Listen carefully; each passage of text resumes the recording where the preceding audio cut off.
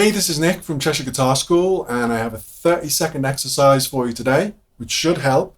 If you only know tab, and this is currently 3, this is 5, this is 7, should help you to start turning that into G, A, B, and so on. So, let's go.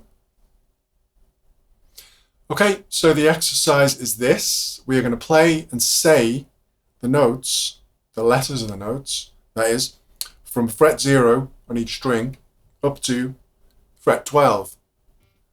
So we'll start on the E, and that goes E, F, G, A, B, C, D, E. Now if you look in the description under the video, you can find this document which has the E string done for you. When we get to the 12th fret, then we just go backwards, go whatever speed you can handle. E, B, C, B, A, G, F, E.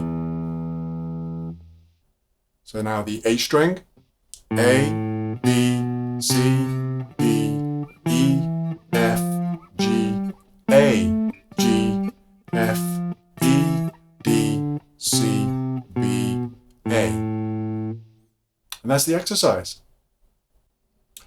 Okay, just to recap, we take each string and play from 0 up to fret 12, forwards and backwards, as fast or as slow as you want, naming the letters rather than the numbers on the frets.